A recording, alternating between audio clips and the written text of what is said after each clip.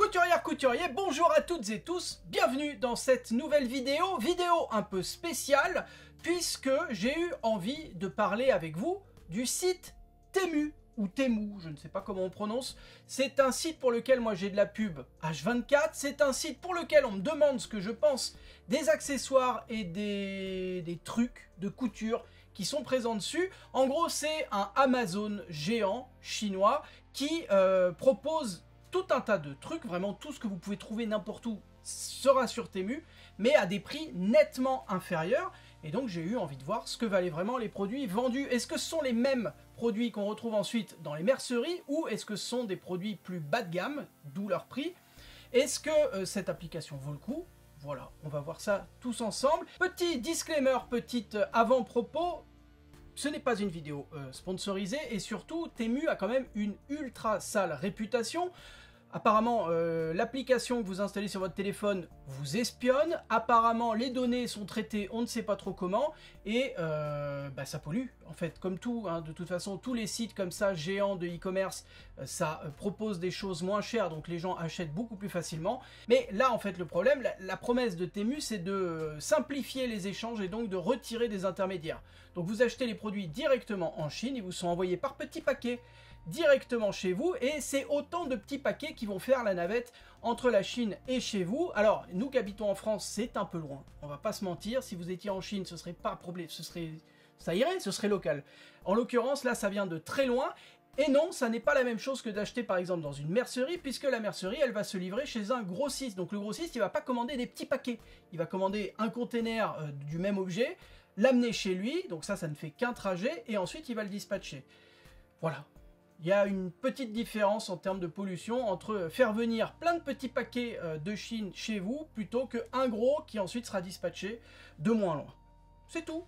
Temu existe, hélas. Il va falloir faire avec, faire sans. Tant que ça n'est pas interdit, des gens continueront à commander. Aujourd'hui, cette application, je crois, est l'une des plus téléchargées en France et probablement dans le monde. Donc ça n'est pas cette vidéo qui changera quoi que ce soit, je vous rassure, et j'en suis désolé. Alors oui, je vais quand même vous expliquer comment j'ai fait pour trouver ces objets. Je suis allé sur le site de Temu, j'ai tapé couture, j'ai acheté tout ce que j'ai pu. Voilà, c'est aussi simple que ça. Dans cette première vidéo, je vous montre uniquement les accessoires de couture. J'ai pas acheté de tissus parce que les tissus qui sont proposés sur Temu sont uniquement des coupons, c'est-à-dire des tissus déjà coupés. On peut pas choisir, en tout cas j'ai pas trouvé la possibilité de choisir un tissu au mètre par exemple. Donc ça m'intéresse pas forcément. Dans cette première vidéo, moi je vous montre uniquement les accessoires que j'ai chopés. Dans une prochaine, si ça vous plaît, je vous présenterai des machines à coudre. Et on commence tout de suite avec le premier objet. Je vous propose ces trucs-là qui sont indispensables en couture, selon moi. Ce sont les petites pinces de couture qui remplacent, ou en tout cas qui accompagnent les épingles. Alors combien j'en ai d'ailleurs? Hop, oula, attends, celle-là elle était hyper dure. Yeah. Bon, écoutez, ça marche. En fait, il y a un petit truc bizarre, c'est que la première fois qu'on l'utilise, c'est assez dur à enclencher. Il y a une espèce de cran à l'intérieur de la pince qu'il faut forcer. Et après, ça fonctionne absolument normalement. Donc ça, c'est celle du site. Il y en a... combien j'en ai commandé? Ça, c'est une pince que j'ai achetée il y a quelques années maintenant, beaucoup plus chère pour le coup, et qui fonctionne exactement de la même façon. Est-ce qu'il y a une différence? La taille est la même. La couleur, celle-ci est un tout petit peu plus rouge. Mais vraiment, qu'est-ce qu'on en a à faire? Voilà. Ok, et ma pince historique, voilà, vient de se casser. Ça, c'est pas celle de Temu pour le coup. C'est les pinces qu'on achète cher en mercerie. Bon, bah celle-ci vient de se casser, donc mauvais test. Attendez, j'en ai d'autres qui traînent, heureusement. Voilà. Bon, c'est exactement la même chose. J'ai l'impression que la pince là de Temu est un tout petit peu plus dure à utiliser, mais c'est vraiment, il faut avoir les deux en même temps pour se rendre compte de la différence, quoi. Là, j'ai commandé 100 pinces. Alors, je vais pas les compter, je vous avoue, je leur fais confiance là-dessus. Il y en a un petit paquet. S'il n'y en a pas 100 exactement, bon, ça fera la blague quand même. Donc 100 pinces, 6,48 €. Le lot de 45 pinces sur un autre site, c'est 14,99 €.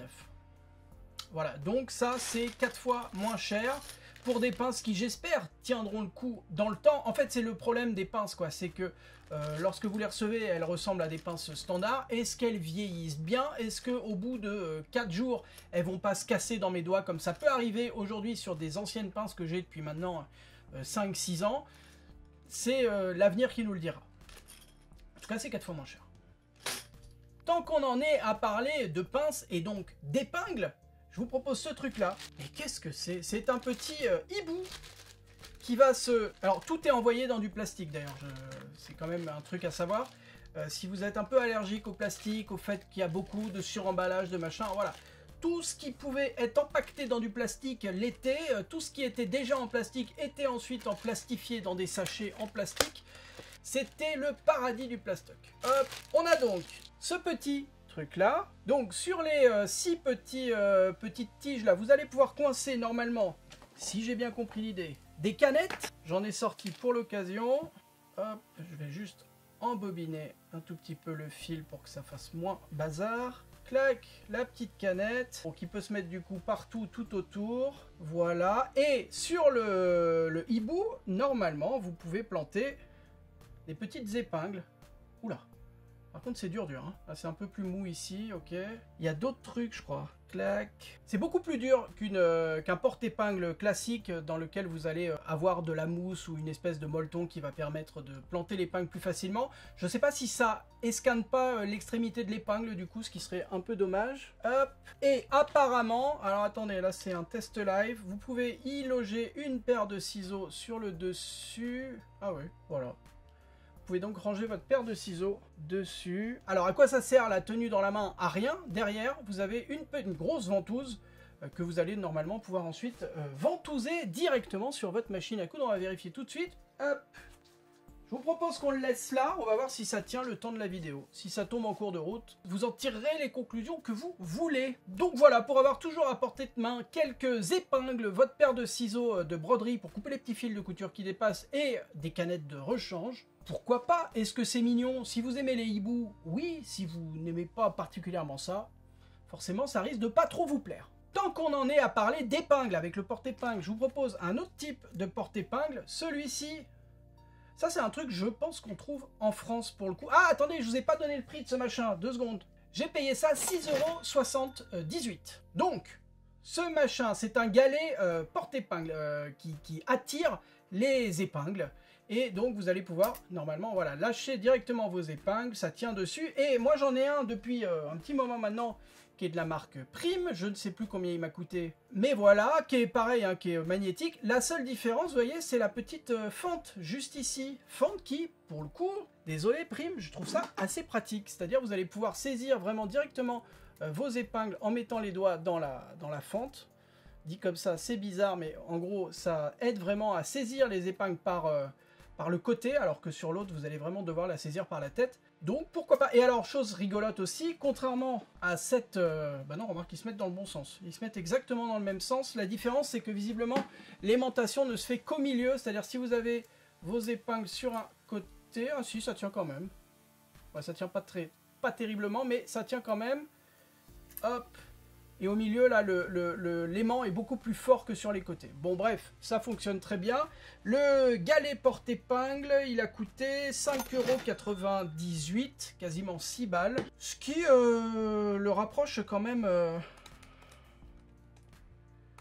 des prix en France, j'ai l'impression. En France, vous avez payé ça 3 € de plus, puisque ce sera 9 €, entre 9 et 10 € selon la marque. Là, celui de Prime, il coûte 9 €. Un petit accessoire que j'apprécie particulièrement, et celui-ci, pour le coup, je ne le connaissais pas encore. C'est ce truc-là, toujours dans du plastique. À l'intérieur, on va retrouver, oh tiens, du plastique.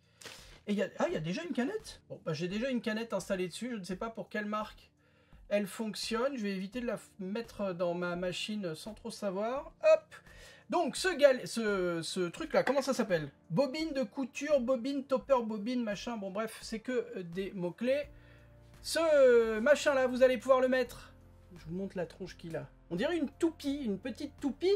Vous allez mettre l'une des tiges à l'intérieur de votre bobine de fil, comme ceci. Et donc, par-dessus, vous allez pouvoir mettre la canette et la coincer. Et ainsi, vous avez l'un et l'autre qui sont complètement solidaires. Ça, c'est très pratique. Moi, j'utilisais une autre forme qui était celle-ci, que vous retrouvez aussi sur Temu, hein, pour le coup, voilà. Ça, vous plantez pareil dans votre bobine et dans votre canette et ça maintient les deux ensemble. Là, voilà, la seule différence en fait entre celui-ci et celui-ci, c'est que celui-ci, vous n'allez pas pouvoir l'accrocher, alors que celui-là, vous voyez, j'ai la possibilité d'accrocher avec le haut, là, la petite boucle, à un clou ou à quelque chose qui va dépasser votre atelier. C'est assez pratique pour ça. Là, il y a combien de trucs? 12 pièces pour 4,78 €. Pour mettre de l'ordre dans votre atelier, franchement, c'est pas mal. Surtout pour éviter de confondre les canettes et les bobines. Parfois, vous avez deux verres de couleur verte assez proches. Vous allez remplir des canettes pour les deux couleurs. Et à un moment donné, vous ne saurez pas forcément quelle canette correspond à quelle couleur. Parfois, ça se voit très bien et dans ce cas-là, il n'y a pas de souci. Parfois aussi, vous utilisez différents types de fils. Un fil en coton et un fil en polyester de la même marque, qui vont avoir quasiment la même couleur, ou en tout cas à l'œil nu ça va être très difficile de s'en rendre compte. Et là c'est pas mal de ne pas mélanger justement la canette et le fil, et avoir toujours la bonne correspondance entre les deux machins. Hop, non ça tient bien en tout cas. Là-dessus pas de souci quoi. Je vous propose qu'on passe aux règles, parce que des règles il y en a beaucoup. On va commencer par celle-ci qui est une petite règle japonaise. Hop, je l'inaugure pour vous, hein. Il y a même le film directement. Oh waouh, j'adore quand ça colle comme ça. C'est très agréable, c'est faux bien sûr. Hop, allez va-t'en. Donc c'est une règle, une petite règle hein, japonaise qui est surtout utile pour le patchwork. Là c'est un peu petit. Est-ce qu'elle est souple? Oui, un petit peu. Est-ce qu'on a besoin que ce soit souple? Non, pas vraiment, mais c'est sympa quand même. Donc le principe de ces règles, c'est qu'elle est donc transparente. Vous avez des repères en fait tous les 5 cm qui vous permettent de tracer des lignes à angle droit sans avoir à utiliser une équerre, puisque donc vous voyez par transparence les angles. Vous avez également d'autres types d'angles juste ici pour pouvoir tracer à 30, 45 et 60 degrés. Les règles japonaises, si vous ne connaissez pas, c'est quand même extrêmement pratique, c'est vraiment bien. Et celle-ci coûte... Il y a un suspense. Oula. Allez, combien coûte cette règle? Je vais d'abord regarder combien elle coûte en France, combien elle coûterait la règle similaire si on l'achetait en France.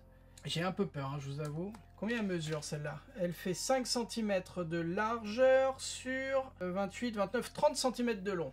5 sur 30. Aïe, aïe, aïe. Alors, en France, on a exactement... Enfin, en France, on a une règle similaire, même taille, d'une marque française, pour le coup, qui coûte 9,99 €. Celle-ci, sur le site chinois, coûte 1,79 €, donc 5 fois moins cher. Voilà. Reste à voir si elle est suffisamment résistante, mais bon, a priori, en termes de... Tiens, attendez, ça peut être marrant. Est-ce qu'elle est à la bonne taille? Parce que j'ai eu des surprises parfois avec des mètres rubans qui n'étaient pas forcément toujours à la bonne taille, ce qui est assez particulier, je trouve. Bougez pas. Ouais, il n'y a pas de souci. Non, la règle est bien à la bonne taille. Voilà, et rien à dire en fait, c'est nickel quoi. Et donc il y a un petit clou, il y a un petit trou, pardon, si vous voulez l'accrocher à un clou. Clic. Dans ma dernière vidéo ou mon avant-dernière vidéo, vos ateliers, il y avait une personne qui avait justement mis un clou sur son bureau, je crois, et qui accrochait du coup toutes ses règles par le petit trou. Donc là, le trou est bien présent. On enchaîne tout de suite avec cette jauge coulissante. Et quand je dis 7, en fait, il y en a 2. Pourquoi 2? Je ne sais pas. Est-ce qu'on en a besoin de 2? Franchement, non. Une, c'est bien. Règles qui servent donc... J'en ai une noire, une grise. Ah, c'est ça, en fait. Si jamais j'ai des problèmes pour voir les couleurs, qui n'en sont pas, du coup. Mais hop, c'est des règles, en fait, avec lesquelles vous allez pouvoir marquer comme ça, grâce à ces petits trucs qui coulissent.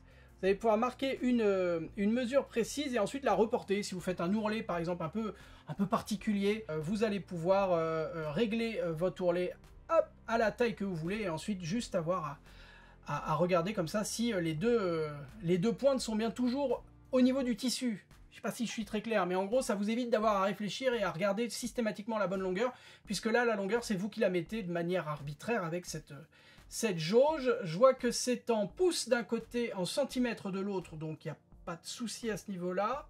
Elle est un peu tordue par contre, elle est arrivée tordue, donc là à la fin ça va être un peu délicat de manipuler la jauge. Le reste fonctionne bien. Là pareil, tordu au bout vu qu'elles sont arrivées dans le même petit sachet. Jauge coulissante qui en France ça vaut 4 € pièce, ce truc là, et là je les ai achetés les deux 2,78 € par rapport à une jauge made in France. Ça c'est ma jauge payée 4 € du coup, pour le coup je pense, je sais plus exactement combien je l'avais payé, mais en tout cas c'était une marque.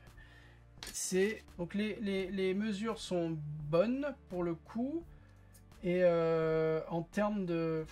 en fait, je vois pas de différence, quoi. C'est ça qui est un peu gênant. Si, là, ça coulisse beaucoup mieux. Sur la jauge payée plein pot, pour le coup, la jauge coulisse beaucoup mieux. Ça ne bouge pas non plus, parce qu'en fait, il faut trouver un juste milieu entre ça coulisse et ça se bloque, et ça ne bouge plus, parce que lorsque vous allez reporter votre jauge, évidemment, si ça a tendance à glisser, c'est un peu problématique. Là, c'est nickel, ça pose pas de soucis. Ici, je vous l'ai dit, je trouve que c'est un petit peu dur, mais ça bouge, et surtout, ça reste bloqué après, c'est-à-dire vous n'allez pas, pareil, avoir un souci de jauge qui se décale. Voilà, c'est juste, c'est 2 fois moins cher pour en avoir 2, donc 4 fois moins cher, quoi. Et cette jauge, malheureusement, c'est pas un outil qui va subir une certaine... Enfin, c'est pas censé s'abîmer, quoi. Vous le mettez dans un coin de votre atelier, vous l'utilisez quand vous en avez besoin, et basta. Et c'est pas quelque chose qui risque de casser. Bon, c'est moins cher. On passe à mon accessoire préféré. La jauge accordéon. Ce truc-là, vous allez me dire à quoi ça sert? Eh ben, ça sert lorsque vous posez par exemple des boutons sur une chemise. Pour avoir le même espace entre chaque bouton, vous pouvez prendre une règle, mesurer, faire des calculs pour diviser par le nombre de boutons que vous souhaitez mettre, ou utiliser ce truc-là qui vous permet du coup, hop là, de poser le nombre de boutons que vous voulez par rapport à la taille dont vous avez besoin. C'est trop bien. Et l'intérêt de ce bidule, c'est que... Oula, il est dur de ouf par contre. Il est dur de ouf, mais il fonctionne, écoutez. Là, je suis à fond. Ok.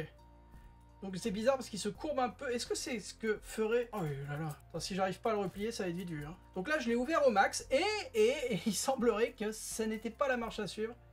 Oh la vache. Alors le problème aussi de ce type de jauge, c'est que ça a l'air assez fragile. C'est-à-dire c'est du fer blanc hein, avec des petits rivets assez légers.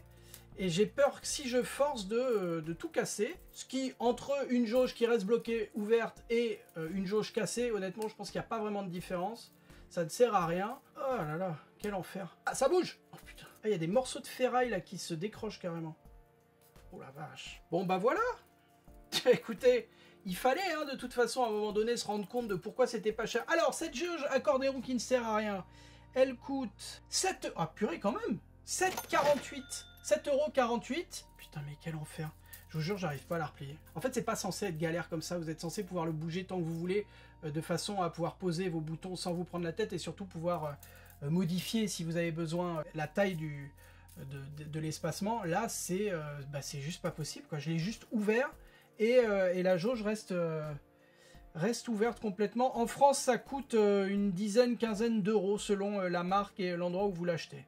Bon, bah je crois que ça va pouvoir partir directement à la poubelle. Hein. Voilà, t'auras fait le trajet depuis la Chine pour finir dans les poubelles françaises. Écoute, quel meilleur destin finalement. Je suis dégoûté. Je vous propose un dernier type de jauge. Hop là, celui-ci. Hop, je vais essayer de l'ouvrir sans exploser la boîte. Ah, je me disais, on a une petite boîte en carton, ça ne suffit pas quand même. Il nous faut du plastique. Donc à l'intérieur, vous avez, c'est le même principe hein, pour le coup.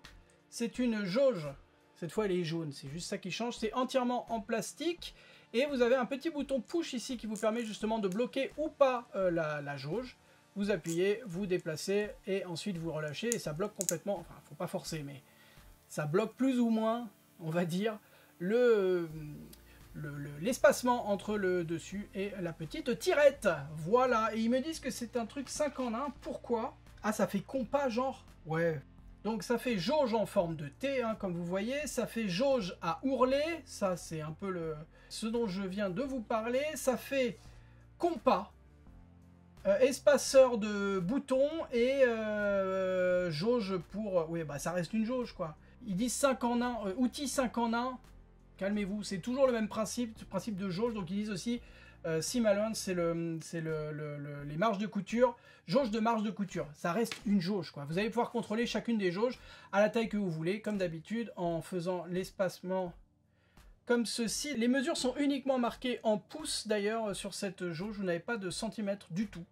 Et donc, apparemment, ça peut faire compas. J'imagine que le principe... Est-ce que j'ai une épingle? Oui.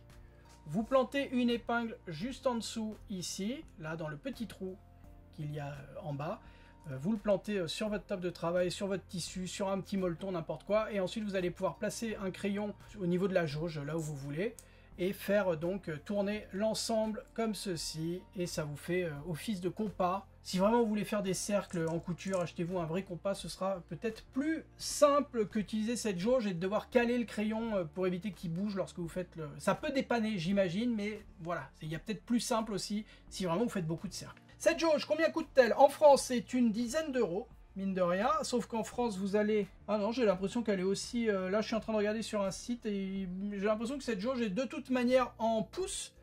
Vous n'avez pas forcément d'équivalent en centimètres. Donc en France, ça coûte entre 4 et 10 euros. Vous avez aussi des assortiments avec ces petites jauges-ci. Et là, moi, je l'ai payé 2,02 €. Oui, madame, oui, monsieur. On a fait le tour des petites règles. Je vous propose de repasser au... Qu'est-ce qu'on peut faire? Les petits accessoires pour découper, pour couper, pour casser, pour machin. C'est du plastique. Oui, c'est un découvite. J'ai eu envie d'un gros découvite. J'aime bien les trucs qu'on peut bien saisir comme ça, plutôt que les découvites tout petits qui glissent un peu entre les doigts dès que le fil résiste un peu trop. Voilà, celui-là on l'a bien en main a priori. Hop là, faut voir ce que vaut en fait l'extrémité. Ça n'a pas l'air de trop bouger, ça a l'air d'être bien fondu dans le plastique. Ça pique, tant mieux. Et est-ce que ça découd? Est-ce que j'ai un morceau de quelque chose? Oui. Hop, je vais découdre ces petits trucs là. Je vous dis mon ressenti. Bah ça fonctionne, hein. Écoutez, ça fonctionne très bien, hein. Voilà, là-dessus pas vraiment de problème. Hop. Ouais, ça marche très bien. Écoutez, je l'aime bien ce petit découvite. C'est pas hyper... Là je comprends. Ah oui, d'accord, le bouchon a un sens en fait. Vous pouvez pas mettre le bouchon n'importe comment. Il est pas rond, il est pas rectangulaire non plus. Il est entre les deux, voilà. Il y a un côté arrondi et un côté plat. Et du coup, faut un peu tourner pour le mettre dans le bon sens. Ça tient bien, ça a l'air résistant. On le tient, quoi. On le tient bien, hein, franchement. Et par rapport au découvite que j'ai... Ouais, en ce moment, moi, j'utilise celui-ci. Comme je vous ai dit, j'aime bien les gros découvites. J'utilise ce truc-là qui fait aussi office d'autres petits accessoires. C'est-à-dire, ça sert aussi de poinçon, ça sert de repousse-angle, etc. Et là, le découvite, vous voyez, je l'ai bien en main. J'aime bien le côté... on le tient quoi, il risque pas de nous échapper, et du coup je retrouve un peu cette sensation avec celui-ci. Ça, cet objet il m'avait coûté bien 25 balles hein, pour le coup, si c'était pas plus, je sais même plus, mais je crois que c'était dans ces eaux là, 25 €. Le découvite 1,99 €. Voilà. On enchaîne avec les autres trucs qui coupent. Je me suis offert cette toute petite paire de ciseaux, regardez. Petits ciseaux pour couper les petits fils de couture qui dépassent, on adore. Est-ce que ça coupe bien? Eh bien écoutez, ça coupe même les pas petits fils, ça coupe même le tissu si vous voulez. Hop. Et pour vous dire, j'ai déjà commencé à l'utiliser sur les petits fils de couture et ça marche sans souci. Les fils partent sans problème. Voilà, cette toute petite paire de ciseaux, en fait, petite paire de ciseaux par la taille de sa lame, mais j'ai suffisamment comment ça s'appelle ça, l'endroit où on met ses doigts est suffisamment large pour mettre donc deux gros doigts d'adulte et un gros pouce d'adulte aussi. Ce truc-là coûte 2,78 €. C'est une lame qui est plate, hein. C'est pas une lame arrondie. Moi j'aime bien les lames arrondies pour couper les petits fils de couture qui dépassent, parce que ça permet vraiment de raser le tissu au plus proche pour couper les fils. Là c'est droit, mais ça coupe extrêmement bien. Pour le moment, encore une fois, une lame de ciseaux, ça s'utilise dans la durée, même si pour couper des fils, a priori, il n'y a pas besoin d'un outil exceptionnel.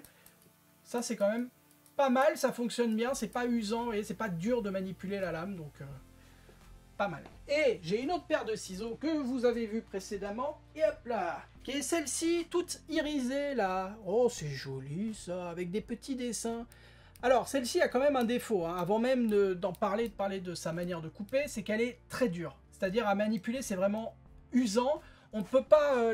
l'emplacement pour les doigts, pour le coup, est plus petit que sur cette toute petite lame. C'est-à-dire mes doigts, là, sont un peu comprimés à l'intérieur de l'espace. Alors peut-être qu'il faut mettre que 2 doigts, mais alors du coup, manipuler comme ça avec 2 doigts, je trouve ça moins précis. Moi, j'aime bien mettre, voilà, 2 doigts dedans. Et c'est dur. Vraiment, c'est dur. Est-ce que ça coupe? Donc là, pour vous dire, il y a 2 épaisseurs de tissu. C'est une espèce de velours minerai. Et à l'intérieur, on a 2 épaisseurs aussi de thermocollant. H250 et bon bah ça coupe à peu près quoi. Ouais. Je pense que c'est une petite paire de ciseaux qui est plutôt adaptée à la découpe. Oh là là, ils sont encore moins chers que l'autre. C'est une paire de ciseaux qui est plutôt à... Non, ils disent coupe tissu, mais ouais, peut-être vous aventurez pas à couper du tissu avec ça parce que c'est quand même...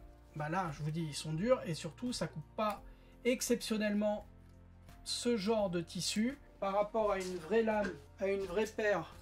Ouais, ok. Faut comparer pour se rendre compte. C'est...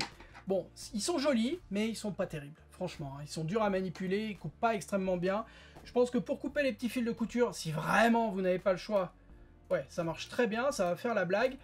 mais encore une fois, vous allez vous fatiguer et vous abîmer les doigts, quoi. Donc, pas top. Joli, mais pas top. Je vous ai dit le prix, 1,24 €.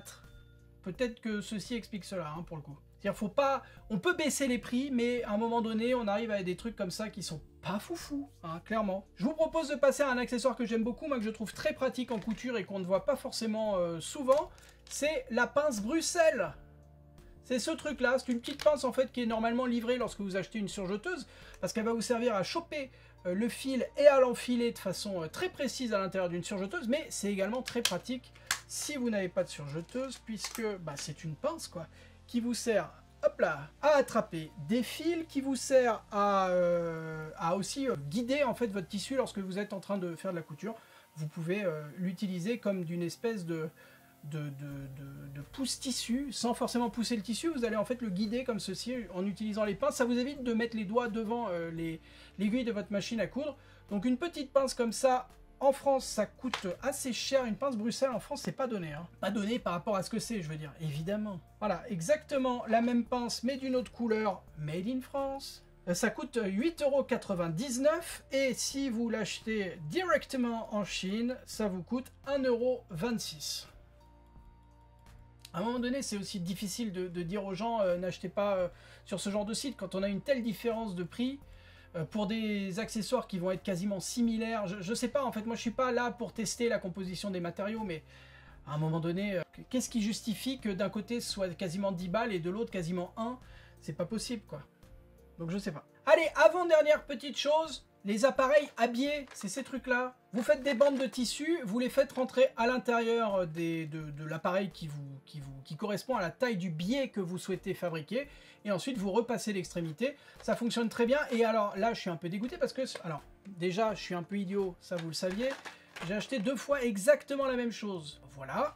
Bon, les deux sont au même prix. Je pensais que j'avais payé un prix différent, mais visiblement non. Les deux sont au même prix, 7,98 €. Moi, j'avais acheté les versions européennes, pour le coup. Ça coûte autour de... Là, j'en vois à 7 € par exemple, sauf que vous n'avez que 4 appareils. Là, moi, j'en ai 2, 4, 5. J'en ai un de plus, c'est lequel qui a été rajouté? C'est le orange. Le 9 mm. Ouais, c'est ça.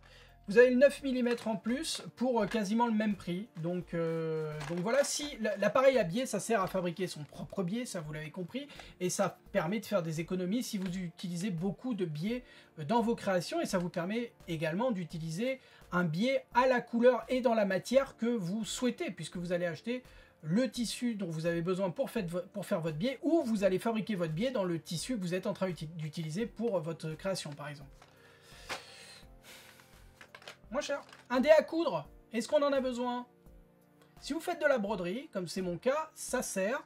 Pour la couture à la main, si même pour refermer une couture, honnêtement, le dé à coudre, je ne sais pas si c'est très utile. Ça va dépendre de la matière que vous êtes en train de coudre, finalement. Si vous êtes en train de faire un point, effectivement, à la main, sur du jean, ça peut être utile pour repousser. Ouais, j'ai trouvé ce truc-là. Hop là, petit dé à coudre qui est différent des dés à coudre qu'on trouve ici. Dé à coudre, vous voyez à l'arrière, je suis pas en train, c'est pas le bon doigt. Regardez, c'est bon, tout va bien. Dé à coudre qui se clipse comme ça sur le doigt et qui se bouge. C'est-à-dire si vous avez plus ou moins un gros doigt, vous allez pouvoir manipuler les petites lamelles métalliques pour l'ajuster à votre doigt. Est-ce que je peux le mettre au pouce? Au pouce, c'est un peu petit. Hein. Oula, ouais, non, ça fait mal. Moi, j'aime bien pousser avec le pouce. Ouais, pousser quoi. Non, le pouce, ça ne marchera pas. Sur l'index, nickel, ça rentre parfaitement. What? Vous allez pousser tout ce que vous voulez. Ça coûte 78 centimes. Et bah, ça a l'air un peu fragile, hein, on va pas se le cacher. Les petites languettes, là, à mon avis, il faut pas trop les manipuler parce qu'elles auront vite fait de casser. Mais dès que vous avez le dé à coudre à votre doigt, dès qu'il est à la bonne taille, vous n'y touchez plus et a priori ça devrait pas bouger. Et ça a l'air assez solide, il n'y a pas de souci, vous ne vous transpercerez pas le doigt, heureusement. Allez, cette fois c'est quasiment la fin. Ça c'est un petit objet que je vous ai déjà présenté sur Instagram. Si vous ne me suivez pas encore, allez-y, courez-y. Ça c'est un petit accessoire qui va vous permettre de réenfiler une fermeture à glissière de laquelle un zip, le curseur, aurait sauté. Et c'est assez pratique dans certaines façons de coudre des trousses par exemple. Moi je vois pas mal de vidéos dans lesquelles les tutos en fait cousent d'abord un côté de la fermeture à glissière comme ceci, ouvert. Ensuite l'autre côté comme ceci, ouvert aussi. et à la fin seulement, la personne remet le curseur et donc reforme complètement la trousse. C'est une autre manière de faire. Moi, j'ai plutôt tendance à laisser la fermeture à glissière en place, coudre chacun des côtés et ensuite réunir plutôt les tissus plutôt que la fermeture.